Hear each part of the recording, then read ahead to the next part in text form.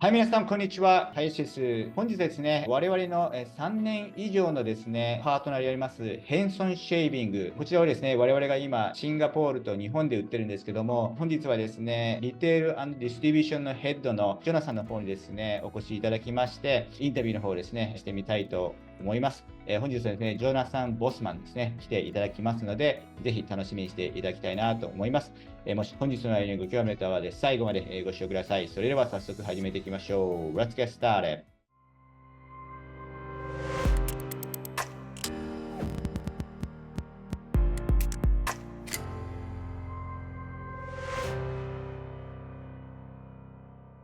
Hello, Jonathan. Hey Kaz, how are you? Good. It's been quite a while. This is your second time to show up in my channel, so thank you very much for joining. Thanks for having me back. I know you just went to Japan 2 months ago. How was the trip? We love Japan. I think Tokyo is my favorite city in the world. It is clean, it is kind, it is well laid out. It's a place we would love to visit again. My business partner, Daniel, CEO of Hansen, he couldn't make it on the first trip, so he came on the second. And he goes, I understand why you love this city. It's just a beautiful city and a beautiful country. Yeah, I wish I could have made it, but I had another arrangement here in Singapore. But next time, we're gonna keep growing the sales, and then hopefully when you guys visit next time, I'll be making sure that I'm gonna get them together. That'd be great. Okay, so today I'd like to interview you once again because collaboration with you, now we are entering into the Singaporean market.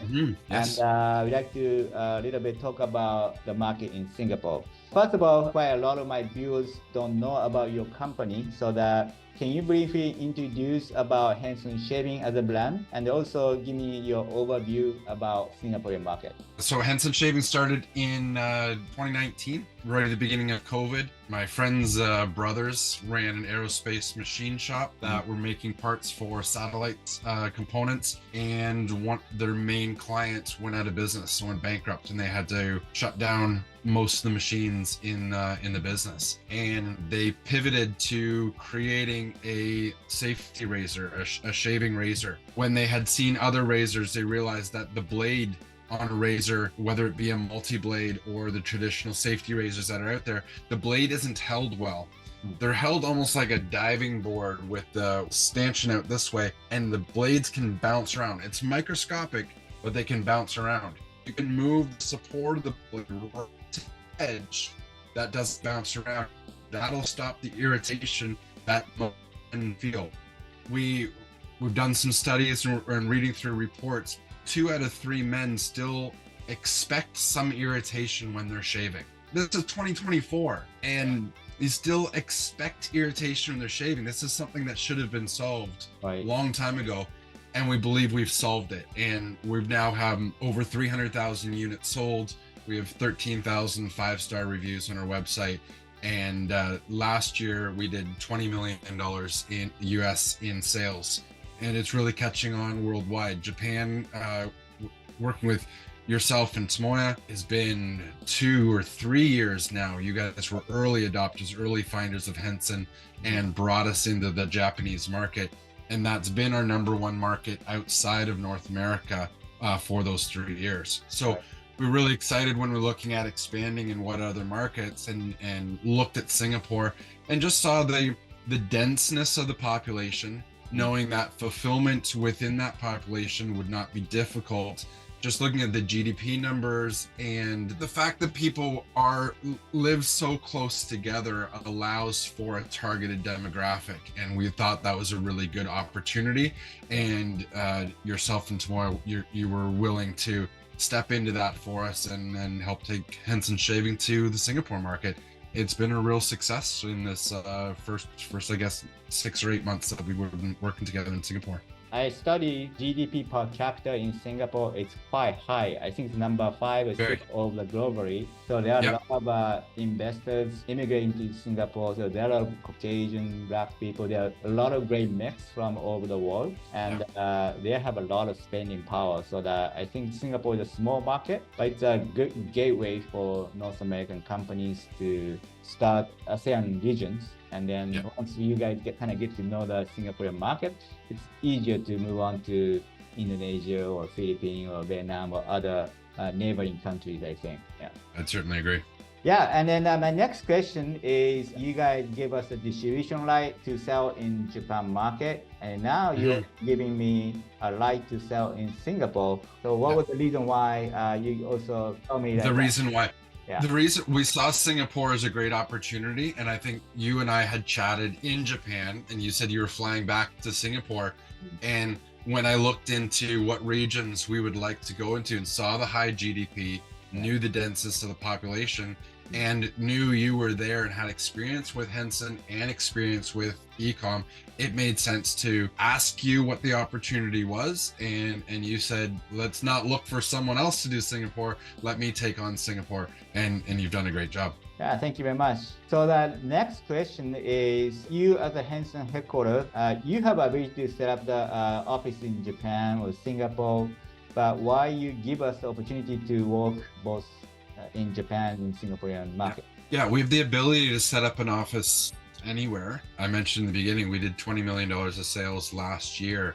That's with a 9-person team in Canada. The only way to do that is create great partnerships. And so early on, we had a partnership for Europe through a gentleman in Spain. And then next large partnership was yourself and Tomoya in Japan. And then we have a great partnership with a distributor in Australia. Being able to make good partnerships like that in different parts of the planet allows us to keep our teams small by having your almost hired out team members without us having to create businesses in those different regions, deal with the tax issues. We don't have to file for income tax. We don't have to deal with that. You as the importer, you import the product and you sell it for us. And there's a lot of things that we don't have to deal with through taxation, through importation, through staffing and different employment laws. That gets left to you who knows that in your region. And we're left to, we manage inventory for you, and we do invoices, and we make sure you get your product on time. But you get to handle all the specifics of your region, and we get to focus on the regions we know, which is North America. I think that also the reason why we have been working great is you give us a lot of trust and also the empowerment. You don't really tell us what to do, how we should run the operations. You kind of trust Tomoya and myself, and kind of like give us the empowerment, so that we try to respond to your trust, and we're trying to work hard to promote Hansen's in these two countries. Yeah, I think we've given you little tweaks along the way, but you've really caught the brand, you've really caught the voice of what we're looking to go after. That takes a special partner to not just do it your own way, but to look at the way we've done it, and then ask for the resources so that you can duplicate it, but also translate it into your own region. In our office, we laughed a little bit to see the Japanese style. You took the animations and you sped it up a little bit. Yeah. And for us, it was very different to watch that. But then when we visited Tokyo, all the advertising was like that. And it matched the personality of the culture. And that's something that we would need a team on the ground. We'd need to hire them and communicate with, but we had you instead of having to find our own hires to do that. So we've made a little tweaks along the way, but you really caught the heart of our brand and have been able to do that for us. Thank you. Next question is going to be, what is your Hansen Shaving core strategy in the next 2 years? So we've done all that, those sales direct to consumer or through distributors who have also done direct to consumer through different platforms. And we believe that our next strategy is getting into retail. We have a few different options here in North America. Once we see some success and some traction here in North America, then internationally we'll be looking for retail partners.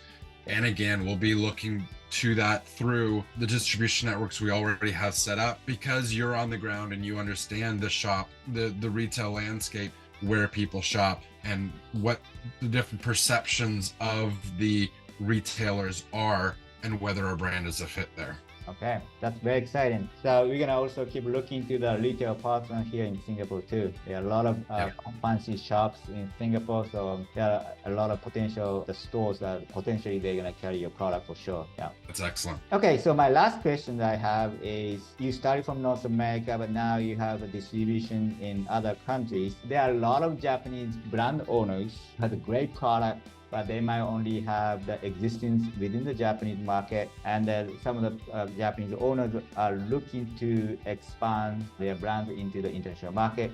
Can you give them a little bit piece of advice to such brand owners in Japan? For us, it's similar to answer the question before. There's tax issues, there's legal issues, there's fulfillment, knowing customer service. There's maybe a language barrier for us to Singapore, not so much a language barrier. Japan to Singapore, there may be. So I recommend finding a partner, and that's what you did for us, because you get to handle all those things. You handle any language barrier, you handle the legal, you handle the import tax, you handle the taxation.